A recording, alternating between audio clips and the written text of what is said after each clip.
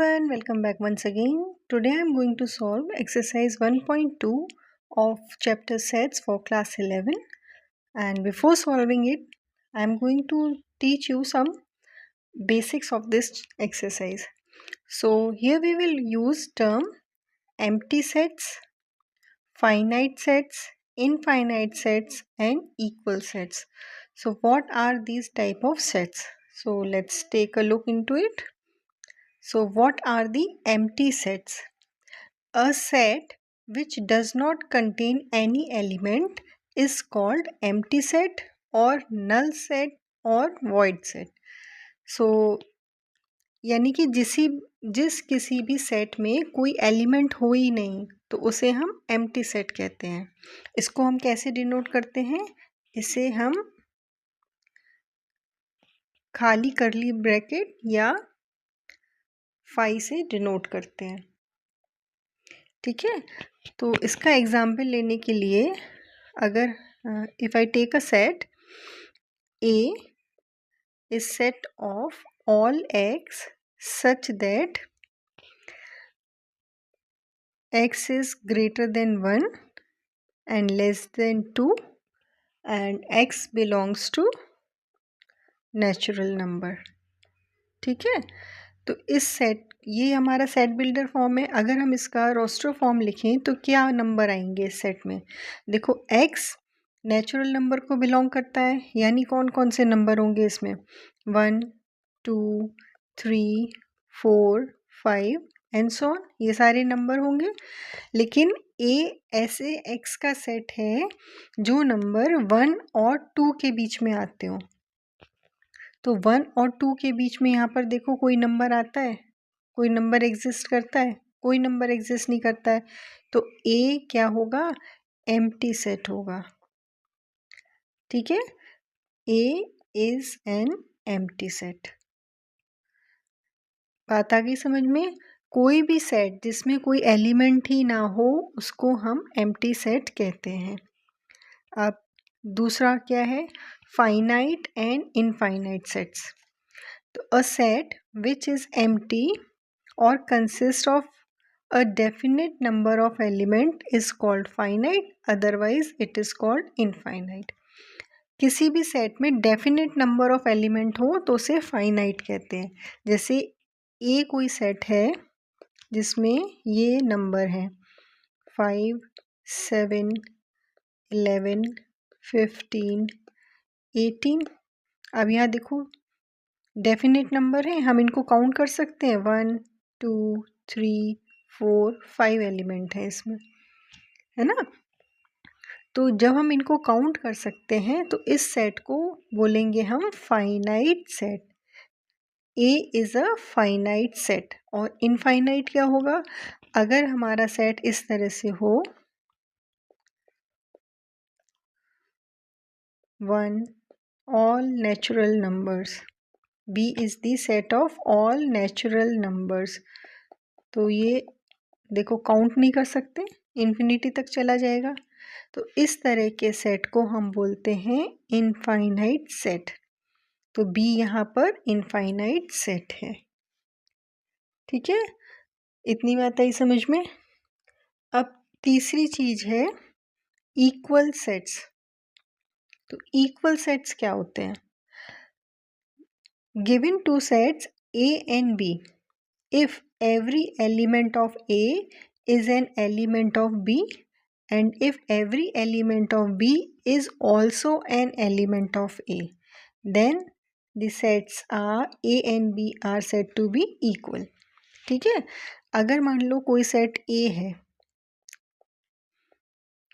जिसके एलिमेंट हैं 1 2 3 और कोई सेट है B जिसके भी एलिमेंट 1 2 और 3 ही है. तो यहाँ पर देखो every element of A is element of B and every element of B is element of A. ऐसा नहीं है कि बी में कोई एलिमेंट छूट गया है, सारे के सारे ए में हैं और सारे के सारे ए के बी में हैं. तो इस तरह के सेट्स को हम कहते हैं इक्वल सेट और इनको लिखते हैं A is equal to B। ठीक है, अब अगर मान लो B इस तरह से गिवन है, B इज़ इक्वल टू 3 1 2, तो क्या ये A के इक्वल है? अब यहाँ पर देखो A में 2 है, यहाँ पर भी 2 है, यहाँ 1 है, यहाँ पर भी 1 है, यहाँ 3 है, यहाँ पर भी 3 है। तो every element of A is in B and every element of B is in A, तो ये सेट भी इक्वल ही होगा। यहाँ पर भी A B के इक्वल होगा। अब अगर मान लो B इस तरह से गिवन है 1 1 2 2 2 3, तो क्या A B के इक्वल होगा? बिल्कुल होगा, क्योंकि हर एलिमेंट, जो भी एलिमेंट B में है वो A में प्रेजेंट है और जो एलिमेंट A में प्रेजेंट है वो B में प्रेजेंट है। जनरली हम रिपीटेड फॉर्म में लिखते नहीं हैं, लेकिन अगर ऐसा है तो यहाँ पर भी A is equal to B होगा। तो ये A and B are equal sets. तो बात समझ में आ गई? एक बार और क्लियर कर लें। एम्प्टी सेट्स वो होते हैं जिसमें कोई एलिमेंट नहीं होता है, इसको हम एम्प्टी कर्ली ब्रैकेट से या फाई से डिनोट करते हैं। फाइनाइट सेट्स वो होते हैं जिसमें फाइनाइट नंबर ऑफ एलिमेंट होते हैं, और इनफाइनाइट सेट्स वो होते हैं जिसमें डेफिनेट नंबर ऑफ एलिमेंट नहीं होते हैं। ठीक है, इक्वल सेट्स वो होते हैं जहाँ पर हर एलिमेंट जो A में प्रेजेंट है वो B में प्रेजेंट हो और जो एलिमेंट B में प्रेजेंट है वो A में प्रेजेंट हो। तो इस तरह के सेट्स को हम इक्वल सेट्स कहते हैं। अब हम आ जाते हैं एक्सरसाइज पर। ठीक है, तो ये हमारी एक्सरसाइज है, एक्सरसाइज 1.2। इसका पहला क्वेश्चन है, which of the following are example of null set. तो नल सेट पता है, एम्प्टी सेट, वॉइड सेट, सब एक ही बात है। Set of odd natural number divisible by 2। ठीक है, ऑड नेचुरल नंबर पता है 1 2 3 4 होते हैं एंड सो ऑन, चलते चले जाओ। अब ऑड नेचुरल नंबर कौन से होंगे? 1 3 5 7 9 एंड सो ऑन। अब इसमें देखो डिविजिबल बाई 2 कोई नंबर होगा? बिल्कुल नहीं होगा, क्योंकि ये ऑड है। डिविजिबल बाई 2 कैसे हो जाएगा? तो फर्स्ट का आंसर है this is an empty set, ये एक एम्प्टी सेट होगा। ठीक है,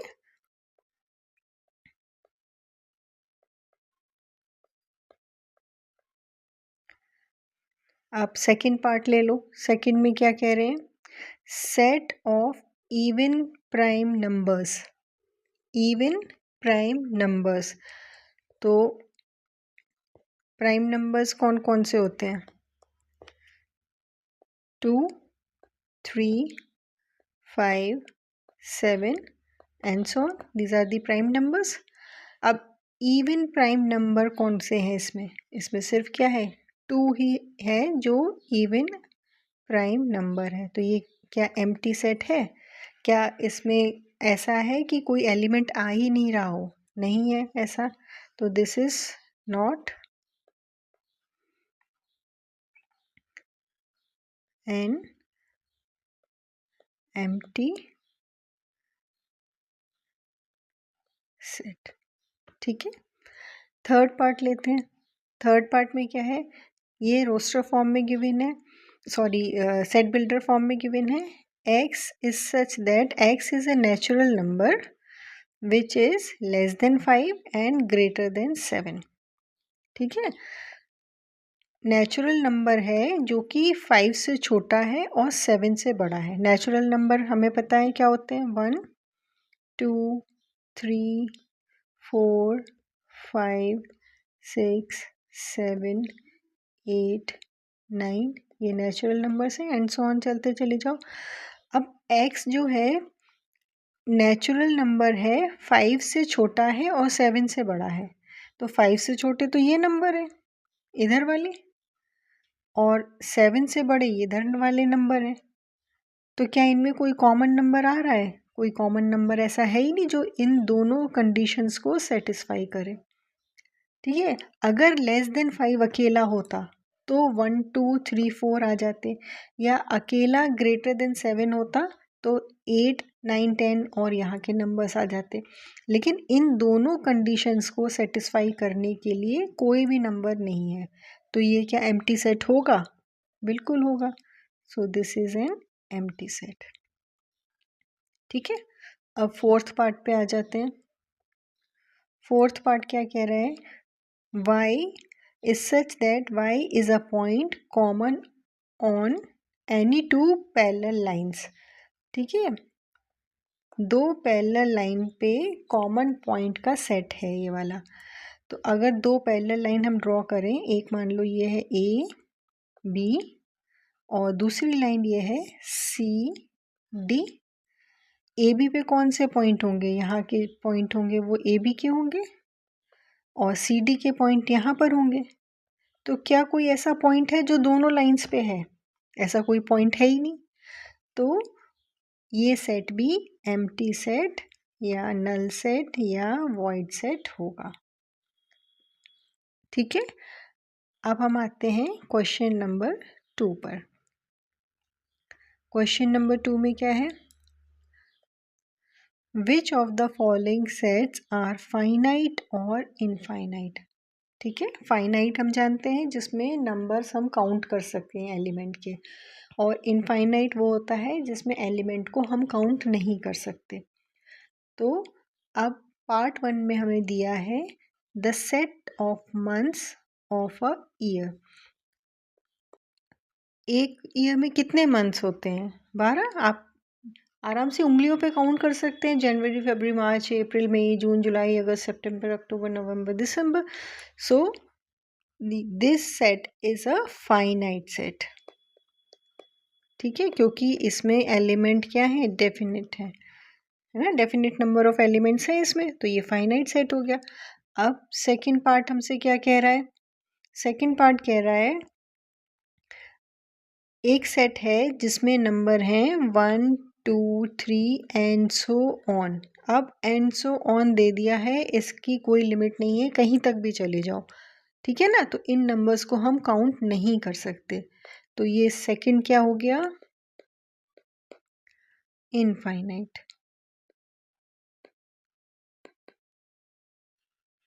ठीक है, अब थर्ड पे आते हैं। थर्ड क्या है? 1 2 3 एंड सो ऑन टिल 99 100। अब एंड सो ऑन तो है इसमें, लेकिन कहाँ तक है? 99 100 तक, तो एक लिमिट है इसकी, इनको हम काउंट कर सकते हैं। तो ये वाला सेट क्या हो गया? ये भी फाइनाइट हो गया। ठीक है, फोर्थ पार्ट क्या कह रहा है? फोर्थ में कह रहे हैं the set of positive integers greater than 100। 100 से बड़े पॉजिटिव इंटीजर्स, तो 100 से बड़े पॉजिटिव इंटीजर्स तो बहुत सारे होंगे, है ना, उनको हम काउंट नहीं कर सकते। तो ये क्या हो गया?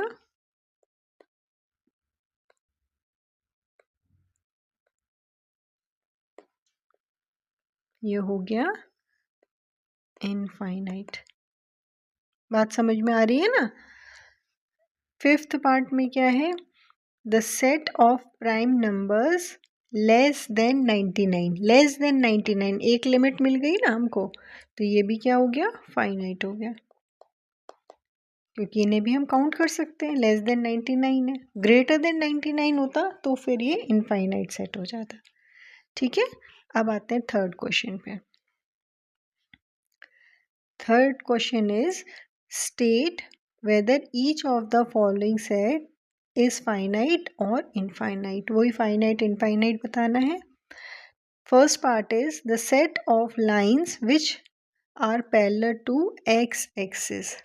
अब आपको पता है एक्स एक्सिस और वाई एक्सिस, ठीक है, तो एक्स एक्सिस के पैरेलल लाइन कितनी होंगी, कितनी भी ड्रॉ करते चले जाओ ऊपर नीचे, है ना। तो ये फर्स्ट सेट जो होगा वो क्या होगा, इनफाइनाइट, क्योंकि हम इन्हें काउंट नहीं कर सकते। ठीक है। सेकेंड पार्ट क्या है, the set of letters in English alphabet. ये तो आराम से काउंट कर सकते हैं। इंग्लिश अल्फ़ाबेट में कितने लेटर्स होते हैं पता है ना आपको। तो ये क्या हुआ, ये हो गया फाइनाइट सेट। ठीक है। थर्ड पार्ट क्या कह रहा है, थर्ड पार्ट कह रहा है the set of numbers which are multiple of 5। Multiple of 5, तो मल्टीपल ऑफ 5 तो काउंट ही नहीं कर सकते हैं, है ना।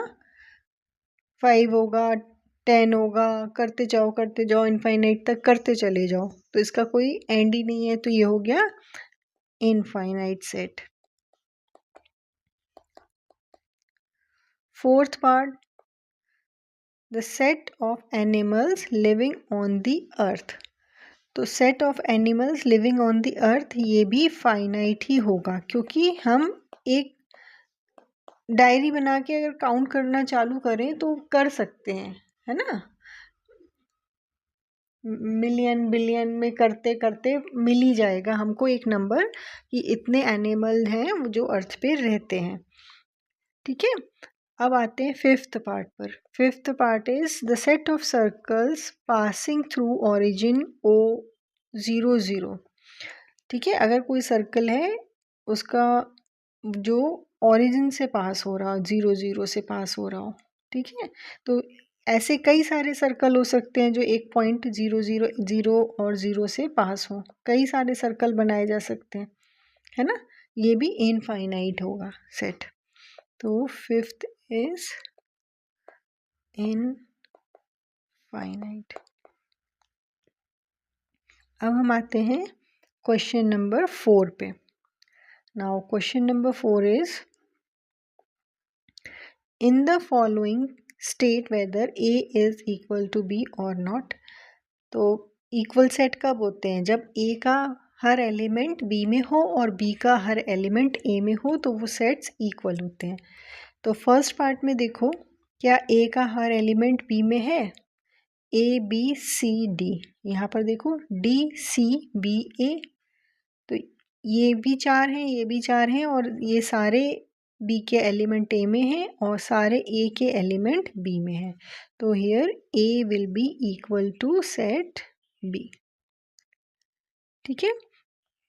सेकेंड पार्ट क्या है, सेकेंड पार्ट है A is equal to 4, 8, 12, 16 and B is equal to 8, 4, 16, 18। ये 18 एक एक्स्ट्रा आ गया, है ना। और यहाँ पे 12 एक एक्स्ट्रा है। सारे एलिमेंट A के B में नहीं है और सारे एलिमेंट B के A में नहीं है। तो सेकेंड पार्ट में हम लिखेंगे this is not equal sets, तो A is not equal to B। Now third part क्या है, थर्ड पार्ट है A इज इक्वल टू 2, 4, 6, 8, 10 और B हमें दिया है सेट बिल्डर फॉर्म में X is such that X is a positive even integer less than और equal to 10। तो पहले तो ये देख लो होता क्या है, B में कौन कौन से एलिमेंट आएंगे, positive even integer less than और इक्वल टू 10, पॉजिटिव होंगे, इवन होंगे और लेस देन 1 इंटीजर्स आएंगे। तो कौन कौन से आ जाएंगे, 2, 4, 6, 8 एंड 10। और A में कौन से एलिमेंट हैं, यही है 2, 4, 6, 8, 10। यहाँ पर भी 2, 4, 6, 8, 10। तो ये क्या होंगे, इक्वल होंगे। So A and B are equal sets. ठीक है। फोर्थ पार्ट देखो, A is equal to set of all X such that X is multiple of 10। ठीक है। तो इसमें कौन कौन से एलिमेंट आएंगे, मल्टीपल ऑफ 10,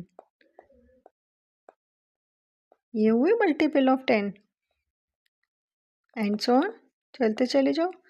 और बी में कौन से एलिमेंट गिवन है, 10, 15 आ गया, 20, 25 आ गया, तो ये तो मल्टीपल ऑफ 10 है ही नहीं, तो ये सेट इक्वल नहीं होंगे। A is not equal to B. ठीक है, फोर्थ हो गया। अब आते हैं फिफ्थ क्वेश्चन पे।